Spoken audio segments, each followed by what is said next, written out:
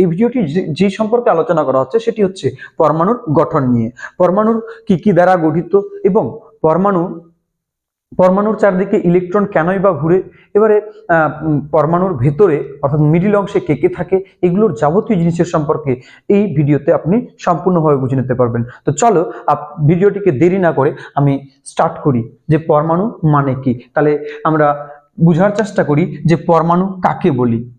পরমাণু কথাটিতেই কিন্তু সন্ধিবিচ্ছেদ করলে কিনা এখান থেকে প্রকাশ হয়ে যায় পরম যোগ অণু। তাহলে কোনো পদার্থের ওই রকম একটা কোনো পদার্থকে যদি ভাঙলে ওই রকম পদার্থের অংশ, যে অংশটাকে আর ভাঙা যাবে না, ওই রকমের অংশটাকে আমরা কি বলে থাকি?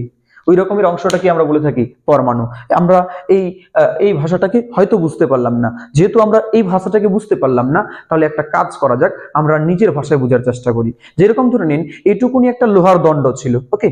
এই দণ্ডটিকে আমরা যখন মেশিনে পেশাই করব, মেশিনে পেশাই করলে অবশ্যই গুঁড়ো গুঁড়ো পাবো। ওই যে গুঁড়োর মতো যে আকারটা পেলাম, মানে যে অংশটা পেলাম, একটা অংশ, আমরা বলতে পারি কিনা এরকম একাধিক ছোট্ট ছোট্ট অংশ দ্বারাই ওই সম্পূর্ণ লোহাটা তৈরি হয়েছিল, তাই কিনা? তাহলে ওই যে একটা ছোট্ট অংশ নিলাম, ওই ছোট্ট অংশটাকে এইরকম ভাঙতে থাকলাম, যার পরে আর ওই অংশটাকে ভাঙা যাচ্ছে না, ওই ছোট্ট অংশটাকে ভাঙা যাচ্ছে না, ওই অংশটাকে আমরা কি বলতে পারি?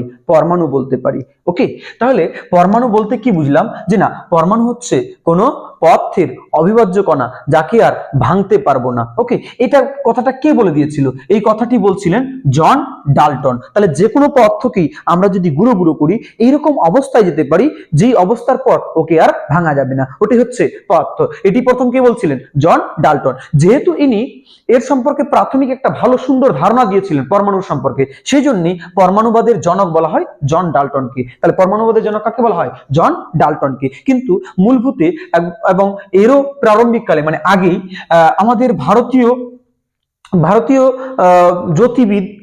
জ্যোতির্বিদরা, যেরকম কনাদ নামে একটা লোক ছিল, উনি কি বলছিলেন? উনিও কিন্তু পরমাণু সম্পর্কে আলোচনা করেছিলেন, কিন্তু ঠিকঠাক আলোকপাত করতে পারেনি, অর্থাৎ ব্যাখ্যায়িত করতে পারেনি। তাহলে কার ব্যাখ্যাটা খুব সুন্দরভাবে মানে ভেরিফাইড পরবর্তীকালে হয়েছিল? সেটা হচ্ছে জন ডাল্টনের। ওকে, এবারে পরমাণুর সম্পর্কে জানতে গেলে আমাদের জানতে হয় যে পরমাণু যে আছে, পরমাণু বেসিক্যালি কি কি দ্বারা গঠিত। কিন্তু জন ডাল্টন বলে চলে গেছিল কি ভাঙানো যায় না। কিন্তু পরবর্তীকালে আমরা যখন দেখব যে রাদারফোর্ড যখন আসবে, রাদারফোর্ড যখন আলফা রশ্মির প্রক্ষেপণ করবে ওই ক্ষুদ্রতম অংশটাতে, তো ক্ষুদ্রতম অংশটাতে প্রক্ষেপণ করার পর উনি এবং উনার পরের বৈজ্ঞানিকগুলো এসে প্রমাণ করে দেন যে না, পরমাণু বিভিন্ন রকমের অংশ দ্বারা গঠিত, দু রকমের কণা দ্বারা গঠিত। বিভিন্ন রকম না, দুই রকমের কণা দ্বারা গঠিত। কি কি দুই রকমের কণা? একটা হচ্ছে স্থায়ী কণা এবং অপরটি হচ্ছে অস্থায়ী কণা। এই দুই রকমের কণা দ্বারাই আমরা পরমাণুকে দেখতে পাবো। তাহলে পরমাণুর স্থায়ী কণা কোন কোনগুলো?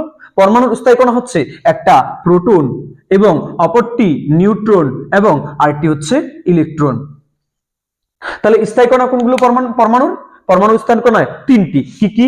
Proton, neutron, electron. Proton, neutron, electron. ভালো রকম সেভ করে নিতে হবে কিন্তু। Proton, neutron, electron. এর মানে পরমাণু থাকলেই প্রোটন, নিউট্রন, ইলেকট্রন থাকবে। কিন্তু মাঝে মধ্যে অস্থায়ী কণা হিসেবে উপস্থিত হয় কে? পজিট্রিনো, নিউট্রিনো, মেসন কণা। তাহলে এরকম আপনি লাগাতে থাকবেন পজিট্রিনো, নিউট্রিনো, মেসন কণা, অনেকগুলোই। এগুলো কি? অস্থায়ী কণা। এগুলো কি? অস্থায়ী কণা। তাহলে জন ডাল্টন কি বলে দিয়ে গেল? যে পরমাণুকে ভাঙা যায় না। কিন্তু রাদারফোর্ড এসে বলে দিল যে না, পরমাণুকে ভাঙানো যাবে এবং এর ভেতরেও অনেকগুলো কি পাবো? মৌলিক কণা। এর ভেতরে অনেকগুলো কি পাবো? মৌলিক কণা। অনেকগুলো কি পেলাম? মৌলিক কণা, যার মধ্যে তিনটা স্থায়ী কণা কি কি পেলাম? প্রোটন, নিউট্রন আর একটা ইলেকট্রন। তো রাদারফোর্ড যখন আলফা রশ্মির প্রক্ষেপণ করছিলেন, তো আলফা রশ্মি হিলিয়ামের ন্যায় আচরণ করে। কার মতো আচরণ করবে? হিলিয়ামের ন্যায় আচরণ করে। এবং আলফা রশ্মি ধনাত্মক প্রকৃতির হয়ে থাকে। কি প্রকৃতির হয়ে থাকবে? ধনাত্মক প্রকৃতির হয়ে থাকে। ক্লিয়ার বিষয়টা? তাহলে আমরা বুঝে নিলাম যে না, আলফা কণা কিরকম প্রকৃতির হয়ে থাকে? ধনাত্মক প্রকৃতির এবং হিলিয়ামের ন্যায় আচরণ করে। তো রাদারফোর্ড যখন একটি পরমাণুকে রেখে ওর মধ্য দিয়ে আলফা রশ্মির প্রক্ষেপ করলে দেখতে পাই যে না, যখন পরমাণুর মধ্য দিয়ে আলফা রশ্মিকে পাঠালে কিনা অধিকাংশ অংশই কিনা লাইট সোজা চলে যায়। লাইট কি হয়ে যাচ্ছে? সোজা চলে যাচ্ছে। কিন্তু যখন মাঝের পার্শ্ববর্তী অঞ্চলে লাইট পাঠাচ্ছে, মাঝের পার্শ্ববর্তী অঞ্চলে যখন লাইট পাঠাচ্ছে তখন ওই যে লাইটটা অর্থাৎ রশ্মিটা, ওই রশ্মিটা কিনা বেঁকে যাচ্ছে, রশ্মিটা কি যাচ্ছে, বেঁকে যাচ্ছে। তাহলে এখান থেকে আমরা কি বুঝতে পারছি, যেহেতু এ ধনাত্মক প্রকৃতির, আলফা রশ্মি ধনাত্মক প্রকৃতির, সুতরাং তাহলে আমরা বলতে পারি যে না, পরমাণুর মিডলের অংশটাও কি ধনাত্মক প্রকৃতির, সেই জন্যই তো বেঁকে যাচ্ছে, না হলে তো আকর্ষিত করতো যদি এ ধনাত্মক প্রকৃতির আর ও ঋণাত্মক প্রকৃতির হতো, তাই কি না? তাহলে যেহেতু বেঁকে যাচ্ছে আমরা বুঝে নিলাম মাঝের অংশটা কোন প্রকৃতির, ধনাত্মক প্রকৃতির। এবং যখন এক্সাক্ট মাঝের অংশ দিয়ে লাইটকে পাঠানো হচ্ছে, অর্থাৎ রশ্মিকে পাঠানো, রেকে পাঠানো হচ্ছে, সরি লাইট না, রেকে পাঠানো হচ্ছে যখন, তখন কিনা ওই রেটি আবার 180 ডিগ্রি বরাবর প্রারম্ভের দিকেই ফিরে চলে আসছে। তাহলে এখান থেকে রাদারফোর্ড তিনটি কথার উপলব্ধি করলেন, মানে তিনটি সিদ্ধান্ত দিলেন। কি কি একটি সিদ্ধান্ত, যে না, পরমাণুর ভেতরে দেখছেন কত বড় সিম্পল কথা বলে দিয়ে গেছিল জন ডাল্টন। দেখেন কি বলছে রাদারফোর্ড, রাদারফোর্ড বলছে যে পরমাণুর অধিকাংশ অংশই ফাঁকা, পরমাণুর অধিকাংশ অংশই ফাঁকা, আর তার সঙ্গে পরমাণুর মাঝে যখন লাইট পাঠাচ্ছে, রে পাঠালে আবার ঘুরে 180 ডিগ্রি চলে আসছে। এর মানে পরমাণুর মাঝে কেউ না কেউ একজন বসে আছে। কে বসে আছে? মাঝে যে অংশটি বসে আছে ওটার নাম দিয়ে দিলেন উনি কি, নিউক্লিয়াস অর্থাৎ কেন্দ্রক। তাহলে দুটো কথা শিখে নিলাম, কি কি, একটা হচ্ছে পরমাণুর অধিকাংশ অংশই ফাঁকা, আর মাঝের অংশে কেউ না কেউ একজন বসে আছে, যার জন্য ওখানে নিশ্চয়ই প্রচন্ড ভারী কিছু আছে, যার জন্য রেকে পাঠাচ্ছি কিন্তু রে ঘুরে চলে যাচ্ছে, তাই কি না? তাহলে যেহেতু ঘুরে চলে যাচ্ছে সেই জন্য এর একটা স্পেশাল নাম দিয়ে দিল নিউক্লিয়াস বা কেন্দ্রক। এই নিউক্লিয়াস বা কেন্দ্রকের তাহলে খোঁজকর্তা কাকে বলতে পারি? রাদারফোর্ডকে। এবং যেহেতু এর পাশ দিয়ে যখন, মাঝের পাশ দিয়ে যখন রে পাঠাচ্ছে, আলফা রশ্মিকে পাঠাচ্ছে, আলফা রশ্মি কি হচ্ছে, বেঁকে যাচ্ছে, আলফা রশ্মি কি হচ্ছে, বেঁকে যাচ্ছে। যেহেতু বেঁকে যাচ্ছে তাহলে আমরা এখান থেকে কি বুঝতে পারছি, যে না, যেহেতু আলফা রশ্মি ধনাত্মক সুতরাং এই কেন্দ্রক অর্থাৎ নিউক্লিয়াসও ধনাত্মক প্রকৃতির। কিন্তু উনি খোঁজ করতে পারেন নাই যে প্রোটন, নিউট্রন, ইলেকট্রনের সমন্বয় তৈরি। ওকে, তাহলে উনি এই তিনটি সিদ্ধান্ত দিয়ে চলে গেলেন। এবারে যখন ওর পরবর্তীকালে বৈজ্ঞানিক আসলো, বৈজ্ঞানিক আসার পর পরমাণুর আরো বিশেষ কিছু ধারণা পেয়ে গেল। দেখেন প্রথম পরমাণু ধারণা কি দিল, জন ডাল্টন বললো যে অবিভাজ্য কণা, কিন্তু ওকে ভাঙায় দিয়ে অনেক কিছু খোঁজ করে দিল কিনা। খোঁজ করে দেওয়ার পর উনি কিন্তু স্পেশালি বলতে পারলেন না যে প্রোটন, নিউট্রন, ইলেকট্রন আছে, ইলেকট্রনের জন্য এরকম ঘটনাগুলো ঘটছে, বলতে পারছে না। কিন্তু এর পরবর্তীকালে যখন সায়েন্টিস্ট অর্থাৎ বৈজ্ঞানিকগুলো আসে, বৈজ্ঞানিকগুলো আসার পর উনারা খোঁজ করতে চালু করে দেয় যে এখানে পজিটিভ যেহেতু আছে নিশ্চয়ই তাহলে কেউ না কেউ বসে আছে, ঠিক না? যেহেতু এখানে পজিটিভ প্রকৃতির, বুঝলাম যে পজিটিভ প্রকৃতির, তাহলে কেউ না কেউ একজন বসে আছে। তাহলে কেউ না কেউ যে বসে আছে এটা খোঁজ করলো। এখান থেকে যখন বের করলো, বের করার পর যখন রাদারফোর্ডের কাছ থেকে নিয়ে গেছে কে, গোল্ডস্টিন।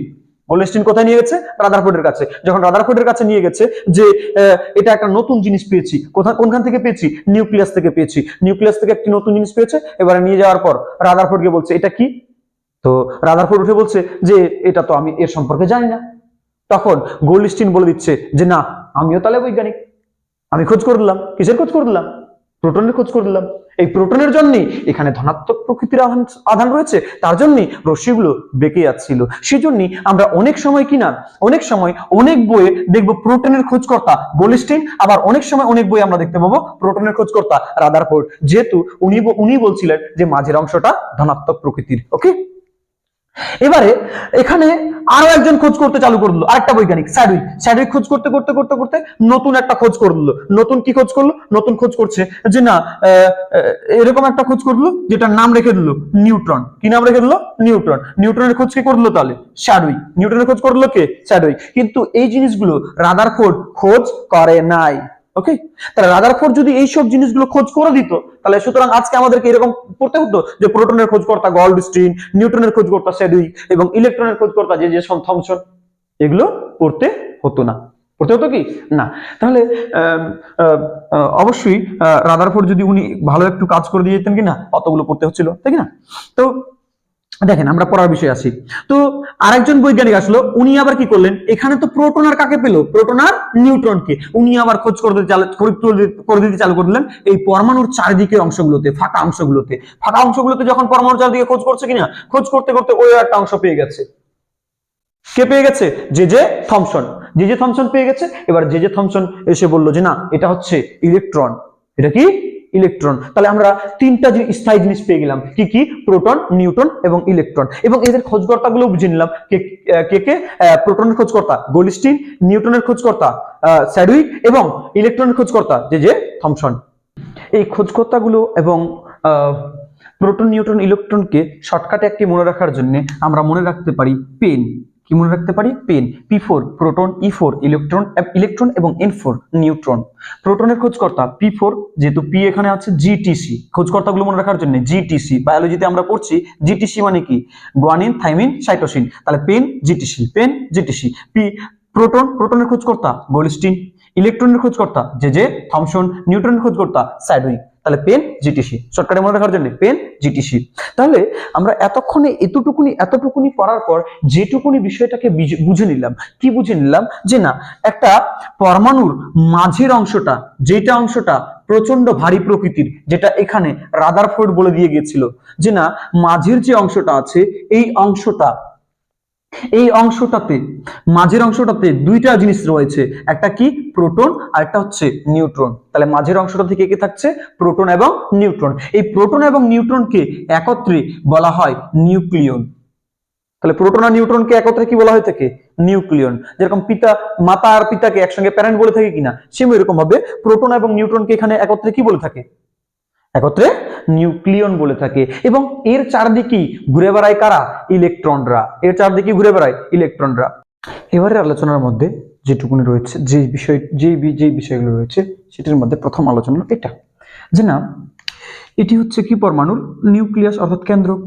পরমাণুর নিউক্লিয়াস অবশ্যই পরমাণুর ভেতরে অবস্থিত এবং এইটি হচ্ছে সম্পূর্ণ পরমাণুটি। অবশ্যই তাহলে আমরা বলতে পারি যে পরমাণুর নিউক্লিয়াস পরমাণুর থেকে ছোট, তাই কি না? তো পরমাণুর যে ব্যাসার্ধ, সেই ব্যাসার্ধটাকে, পরমাণুর ব্যাসার্ধ মানে কি? একদম মিডিল অংশ থেকে যদি আমরা পরমাণুর সর্ববহিঃস্থ কক্ষপথটা নিই, ওটাকে কি বলবো? পারমাণবিক ব্যাসার্ধ। তাহলে পারমাণবিক যে ব্যাসার্ধটা হয়ে থাকে, এটাকে মাপা হয় অ্যাঙ্গাস্ট্রম এককে। কোন এককে মাপা হয়? অ্যাঙ্গাস্ট্রম এককে। অর্থাৎ তাহলে আপনারা যদি এই অ্যাঙ্গাস্ট্রম এবং ফেমটো ইউনিটের সম্পর্কে জানতে চান, এটাতে কিন্তু ফিজিক্সের একটা বিষয়ে সুন্দর করে আলোচনা করা হয়েছে, আপনারা ওই ভিডিওটি গিয়ে দেখতে পারেন। তো পারমাণবিক ব্যাসার্ধ কোন এককে মাপা হয়? মাঝে মধ্যে কিন্তু আমাদের ডব্লিউপি, কেপি এবং আরআরবি, এনটিপিসির বিভিন্ন রকমের যে রেলওয়ের পরীক্ষাগুলো আছে, এটা কিন্তু দিয়ে থাকে এই বিষয়গুলো, যে পারমাণবিক ব্যাসার্ধ মাপা হয় অ্যামস্ট্রং এককে। এবং যেহেতু নিউক্লিয়াস ওর থেকে ছোট, তো নিউক্লিয়াসের ব্যাসার্ধ কি বলবো? নিউক্লিয় ব্যাসার্ধ। তো নিউক্লিয়াসের ব্যাসার্ধ যে মাপা হয়, সেটা হচ্ছে কি? ফেমটোমিটার এককের সাহায্যে। কোন এককের সাহায্যে? ফেমটোমিটার একক। 1 ফেমটোমিটার মানে কতটা? 10⁻⁻15 মিটার। এর মানে 1 মিটারকে নেবেন, 1 মিটারকে নেওয়ার পর একের পর 10টা শূন্য যদি টুকরা টুকরা করেন, এর মানে কতটুকুনি হয় আপনারা বুঝতেই পারছেন। অতটুকুনি অংশ মানে কাকে বোঝাচ্ছে? নিউক্লিয়াসের ব্যাসার্ধকে বোঝাচ্ছে। তাহলে আমরা বুঝে গেলাম যে পারমাণবিক ব্যাসার্ধ মাপা হয় অ্যাঙ্গাস্ট্রম এককে এবং নিউক্লিয়াসের ব্যাসার্ধ মাপা হয় ফেমটোমিটার এককে। এবারে আসি আমরা যে আমরা সেই সময় বুঝে নিলাম, একটু আগে যে বুঝে নিলাম কি কি, যে না পরমাণুর একদম মাঝে যে কঠিনতম অংশটা থাকে, সেই কঠিনতম অংশটাতে রয়েছে প্রোটন এবং নিউট্রন। এর চারদিকে ঘুরে বেড়ায় ক্রমাগত কারা? ইলেকট্রনরা ঘুরে বেড়ায়। এবারে ম্যাক্সওয়েল নামক বৈজ্ঞানিক এসে বললেন যে না, যখন পরমাণুর প্রোটন এবং নিউট্রনের চারদিকে ক্রমাগত ইলেকট্রনগুলো ঘুরলে শক্তি তো বর্জন হবে বা শক্তি বিনষ্ট হবে কোনো না কোনো এক সময়। তাহলে অবশ্যই ইলেকট্রনগুলো কোথায় এসে পৌঁছায় যাবে? নিউক্লিয়াসে এসে পৌঁছায় যাবে। এবারে তখন সকল পরমাণুর যে মডেল ছিল, সব মডেলের যে আবিষ্কর্তা সবাই হতবাক, কি হয়ে গেল ব্যাপার। তখন আসলো বোর বাড়ি, অর্থাৎ বোর এসে উনি পরমাণুর একটা নতুন সুন্দর করে মডেল তৈরি করলেন। কার কাছ থেকে নিয়ে? একটা হচ্ছে রাদারফোর্ডের কাছ থেকে নিয়ে এবং ম্যাক্সওয়েলের কথাগুলোকে মাথায় রেখে উনি কি বললেন? উনি বললেন যে না, কোন পরমাণুর মধ্যস্থ প্রোটন এবং নিউট্রন যে আছে, এই প্রোটন আর নিউট্রনের চারদিকে ইলেকট্রনগুলো ক্রমাগত ঘুরে বেড়াবে। কখন? যখন নিজের কক্ষপথে থাকবে। নিজের কক্ষপথে থাকলে তখন সুস্থিত থাকে। এবং প্রোটন এবং নিউট্রন চাই কি?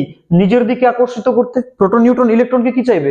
নিজের দিকে আকর্ষিত করতে। এবং ইলেকট্রন ছিটকে যেতে চাইবে। বিনিময়ে এই দুটি বল পরস্পরের মধ্যে ক্যান্সেল আউট হয়ে একে অপরের চারদিকে ঘুরে বেড়ায়। অর্থাৎ প্রোটন নিউট্রনের চারদিকে ইলেকট্রনগুলো ঘুরে বেড়ায়। এটাই এসে বলে দিলেন বোর ওনার পারমাণবিক মডেলে। তাহলে উনি কি বললেন, আরো যদি ডিটেলসে যাই, উনি বললেন যে না, সম্পূর্ণ যে পরমাণুর অংশটা আছে, এই সম্পূর্ণ পরমাণুর অংশটাকে আমরা দুটো ভাগে বিভক্ত করতে পারি। কি কি?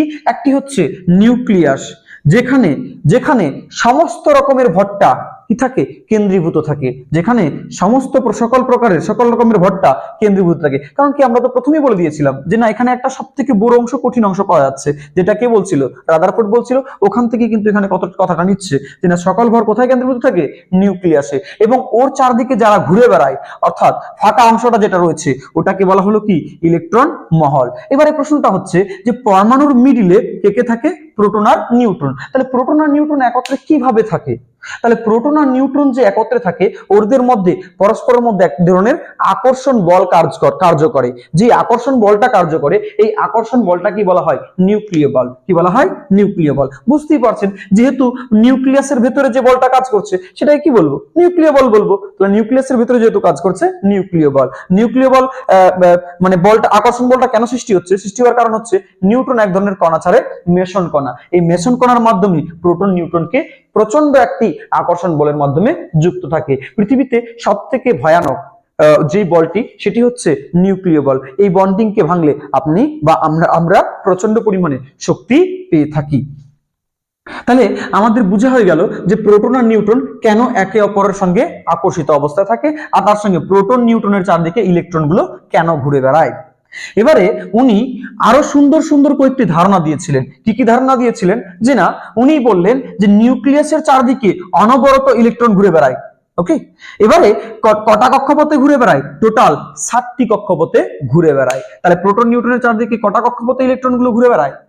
টোটাল 7টি কক্ষপথে ঘুরে বেড়ায়। এবারে আমরা যদি নামকরণ করি, তাহলে এরকম বলবো 1 2 3 4 5 6 7, এরকম বলতে পারি কিনা? বা কেউ এসে বললো পিছন দিক থেকে, উপর দিক থেকে, এটা সাইডের সব থেকে বাইরের কক্ষপথ, ওটাকে এক ধরলো 1 2 3 4 5 6 7, যে কোনো দিক থেকে নামটা ধরতে পারি কিনা?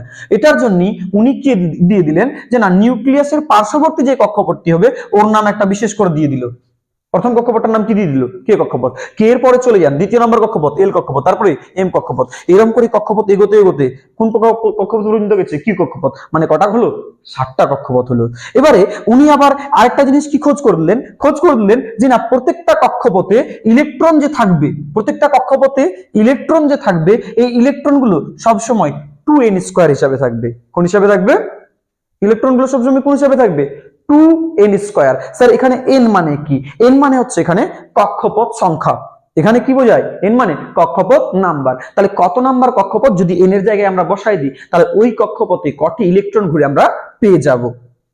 তাহলে যেরকম ধরে নিন, প্রথম এই ধরনের এটা কে কক্ষপথ মানে প্রথম কক্ষপথের যদি n এর জায়গায় যদি 1 বসাই, 1 বসালে 1 এর স্কয়ার কত হয়? 1 হয়। তাহলে 2 1 কে 2, অর্থাৎ প্রথম কক্ষপথে কটা ইলেকট্রন থাকবে? 2টি ইলেকট্রন থাকবে। সেম যদি n এর জায়গায় 2 বসাই, তাহলে দ্বিতীয় নম্বর কক্ষপথকে বুঝাবে 2 2 4, 4 2 8, অর্থাৎ দ্বিতীয় নম্বর কক্ষপথে কটি ইলেকট্রন থাকবে? 8টি ইলেকট্রন থাকবে। এরকম ভাবে সেম আপনারা করতে চলে যাবেন, সমস্ত ইলেকট্রন গুলো বের করে নিতে পারবেন। এবারে প্রশ্নের কথা হচ্ছে কি, এবারে প্রশ্ন জাগলো যে না, এবারে ধরে নিন যে এইখানকার যে ইলেকট্রন আছে, এখানকার ইলেকট্রন যখন শক্তি গ্রহণ করবে, বাহ্যিক কোনো শক্তি যদি গ্রহণ করে পরমাণুর কোনো ইলেকট্রনগুলো, ওই ইলেকট্রনগুলো নিম্নতম কক্ষপথ থেকে কোন দিকে যাবে? উচ্চতম কক্ষপথের দিকে যাবে। তাহলে ইলেকট্রনগুলো যখন শক্তি গ্রহণ করলে নিম্নতম কক্ষপথ থেকে কোন দিকে যাবে? উচ্চতম কক্ষপথের দিকে যাবে। আবার যখন উচ্চতম কক্ষপথে চলে যাবে, আবার ওখানে যখন ঘুরতে ঘুরতে থাকবে, তখন কি ওর শক্তিটাকে বর্জন করতে থাকবে। আর বর্জন করতে থাকলে আবার যেই কক্ষপথে ছিল সেই কক্ষপথেই ঘুরে চলে আসে। তাহলে যখন শক্তি বর্জন করলে আবার যেই কক্ষপথে ছিল ওই কক্ষপথে চলে আসবে, অর্থাৎ উচ্চতম কক্ষপথ থেকে নিম্নতম কক্ষপথের দিকে চলে আসবে। এবং ইনি খুব সুন্দরভাবে একটা ব্যাখ্যা দিয়েছিলেন, যেই ব্যাখ্যাটা হচ্ছে কি, কোয়ান্টাম নাম্বার।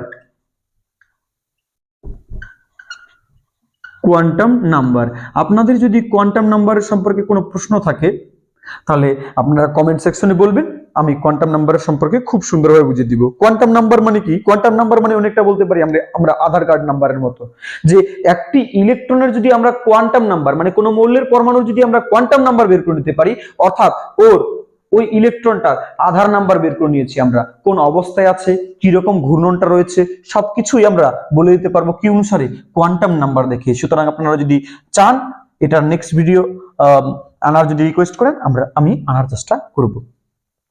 তাহলে উনি বললেন কি যে নিম্নতম কক্ষপথ থেকে উচ্চতম কক্ষপথে ইলেকট্রন যাবে। তাহলে কোনো পদার্থকে আমরা যখন গরম করাই, দেখেন তো সেম রুলসটা হয় কিনা, যখন কোনো পদার্থকে আমরা গরম করাই, গরম করালে ইলেকট্রন গুলো কোন দিক থেকে কোন দিকে যাবে, নিম্নতম কক্ষপথ থেকে উচ্চতম কক্ষপথে। এবারে যদি অতিরিক্ত মাত্রায় গরম করাই তখন ইলেকট্রন পরমাণু ছেড়ে বাইরের দিকে বেরিয়ে চলে আসবে, যেটাকে আমরা বলি গলে যাওয়া। ওটাকে কেমিস্ট্রি ভাষায় বলা হয় আয়োনাইজেশন করে দেওয়া। কি করে দেওয়া?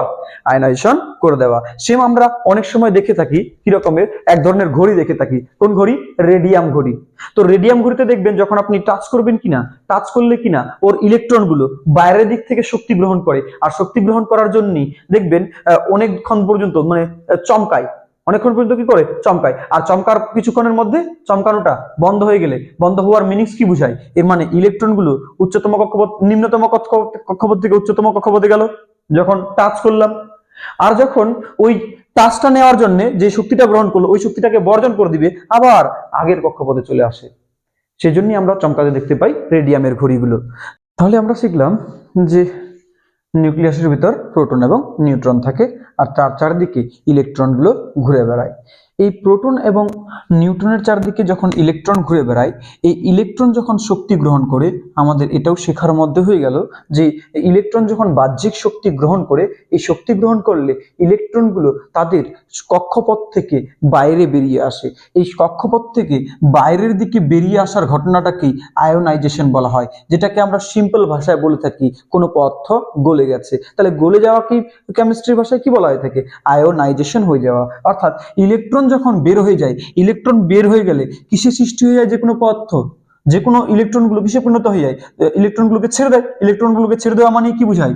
আয়নে পরিণত হয়ে যাওয়া। এই আয়নের সম্পর্কে নেক্সট ভিডিওতে আমরা আলোচনা করব যে আয়ন কিভাবে সৃষ্টি হয়, এবং আয়ন দুই রকমের হয়ে থাকে, ক্যাটায়ন এবং অ্যানায়ন। আপনারা যদি জানতে উৎসুক হয়ে থাকেন তাহলে আপনারা কিন্তু কমেন্ট সেকশনে বলবেন যে না এটার ভিডিও আনবেন। তো আমরা শিখলাম যে না যে কোনো পরমাণুর ক্ষেত্রে পরমাণুর মাঝের অংশে নিউক্লিয়াসে ওর সমস্ত ভরটা কেন্দ্রীভূত থাকে। তাহলে আমরা সিম্পল ভাষায় বলতে পারি যে না যে কোনো পদার্থের পরমাণুর ভর মানেই বোঝায় ওটাই যেটা দ্বারা নিউক্লিয়াস গঠিত। আচ্ছা, নিউক্লিয়াস কি দ্বারা গঠিত? আমরা খুব সিম্পলি বলতে পারি প্রোটন আর নিউট্রন দ্বারা গঠিত। তাহলে যেহেতু প্রোটন আর নিউট্রন দ্বারা গঠিত, তাহলে আমরা বলতে পারি যে না ভর সংখ্যা ইজ ইকুয়াল টু, অর্থাৎ atomic mass is equal to proton সংখ্যা প্লাস নিউট্রন সংখ্যা। কি বলতে পারি? ভর সংখ্যা ইজ ইকুয়াল টু প্রোটন সংখ্যা প্লাস নিউট্রন সংখ্যা। আর যেহেতু ইলেকট্রন, বুঝতেই পারছেন ইলেকট্রন হালকা, সেজন্য তো বাইরে আছে।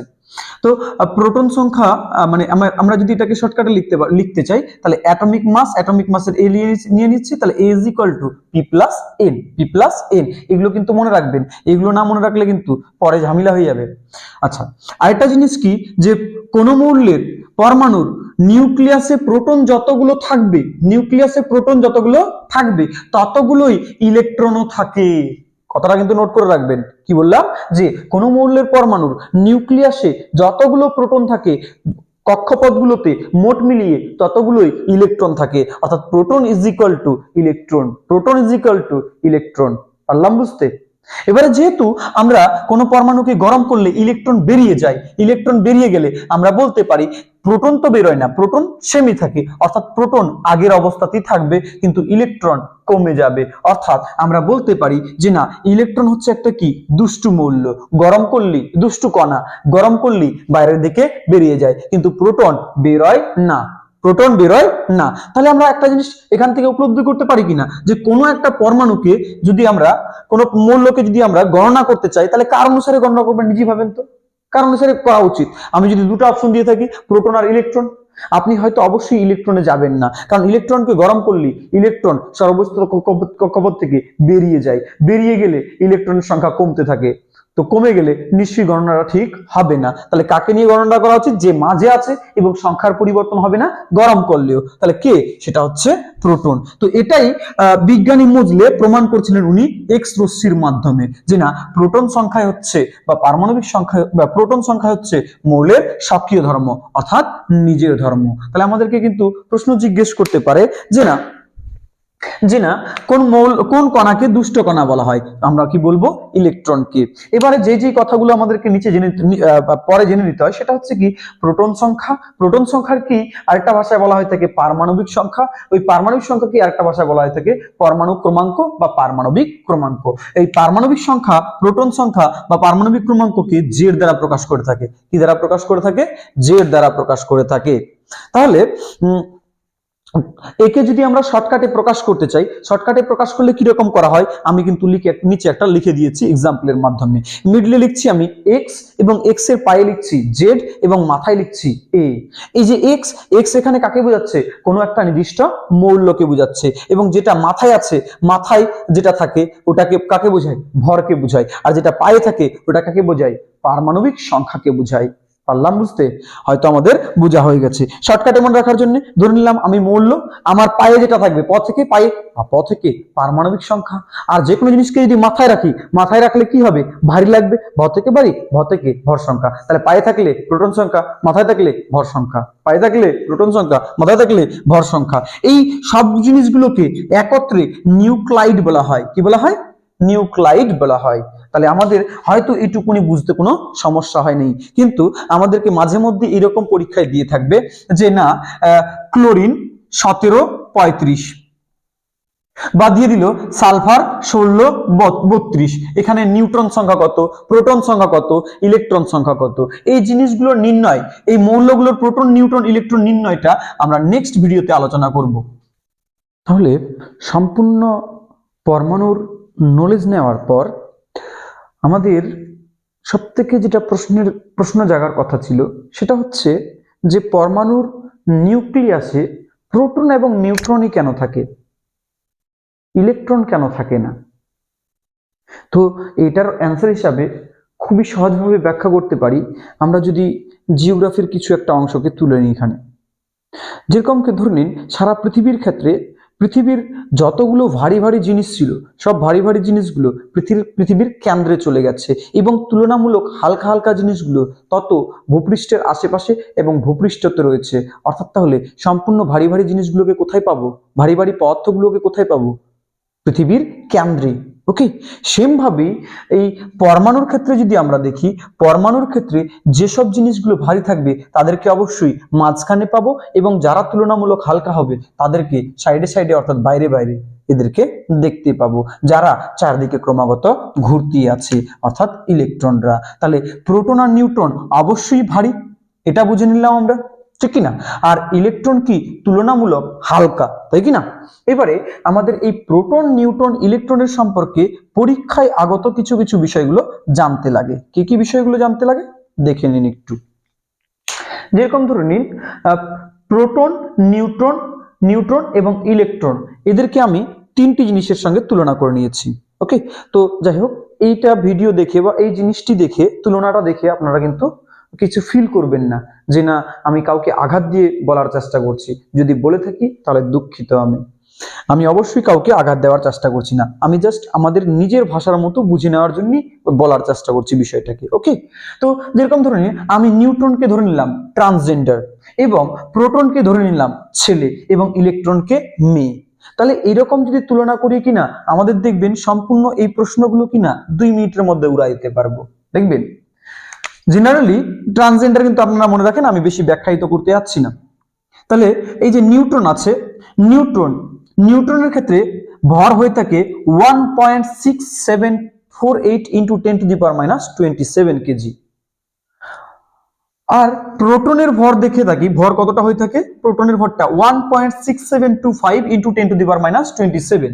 এখানে দেখেন 6748 আছে, এখানে 6725 আছে। এবারে নিজেই ভাবেন কে বেশি ভারী হতে পারে, নিউট্রন না প্রোটন? অবশ্যই কিন্তু এরা দুজন ভারী, কিন্তু এদের দুজনের যদি তুলনা করি, দুজনের তুলনা করলে আমরা দেখতে পাচ্ছি যে না নিউট্রন সব থেকে বেশি ভারী। ওকে, নিউট্রন সব থেকে বেশি ভারী। এবারে ইলেকট্রনের যদি দেখি, ইলেকট্রন চারদিকে ঘুরে বেড়ায়, প্রচন্ড হালকা। দেখেন 9.3 ইন্টু 10⁻31 কেজি হয়ে থাকে। এর মানে 9.3 কেজি নিলাম। এই কেজিকে আমরা একের পর 10টা শূন্য, 10-এর পর 31টা শূন্য দিয়ে যদি ভাগ করি, ভাগ করলে যেটুকুনি পড়ে থাকবে ওটুকুনি মানে ইলেকট্রনের ভরকে বোঝায়। তাহলে বুঝতেই পারছেন কত নগণ্য। ওকে, সেই জন্যই আমরা বলতে পারি ইলেকট্রন সব থেকে হালকা। তাহলে কোন কণাটি পরমাণুর সব থেকে হালকা? ইলেকট্রন। আর সব থেকে ভারী কণা কোনটা? সব থেকে ভারী কণা নিউট্রন। এবারে যদি আমরা তুলনা করি, আলোচনা করি চার্জ নিয়ে, অর্থাৎ আধান নিয়ে। তাহলে আধান নিয়ে আলোচনা করতে গেলে আমরা প্রথম প্রোটনকে আর ইলেকট্রনকে দেখি। প্রোটনের আধানটা ঋণাত্মক প্রকৃতির হয়ে থাকে। ওকে, এবারে ঋণাত্মক ধনাত্মক জিনিসটা কি, এটা কিন্তু ফিজিক্সের পার্ট, আমরা ফিজিক্সে গিয়ে বুঝবো। ওকে, তাহলে ইলেকট্রনের আধানটা কি প্রকৃতির হয়ে থাকে? ঋণাত্মক প্রকৃতির হয়ে থাকে। প্রোটনের আধানটা ধনাত্মক প্রকৃতির হয়ে থাকে। ইলেকট্রনের আধান কতটা? -1.6 ইন্টু 10⁻⁻19। এবং প্রোটনের আধানটাও কতটা হয়ে থাকে? +1.6 ইন্টু 10⁻⁻19। আর নিউট্রনের ক্ষেত্রে আপনারা কিন্তু তুলনাটাকে বুঝে রাখবেন, একটু মাথায় হিট করলেই কিনা আপনাদের সবকিছু মাথায় ঢুকে যাবে। হ্যাঁ, তো নিউট্রনের আধান কি হয়ে থাকে? আচ্ছা, আধান মানে কি বোঝায়? আধান মানে টানার বা ঠেলার ক্ষমতা। টানার ক্ষমতাটাকে কি বলবো? আধান, যেটাকে ইংলিশে চার্জ বলে থাকি। তাহলে চার্জই কিন্তু ধরে রাখে যে কোনো জিনিসকে।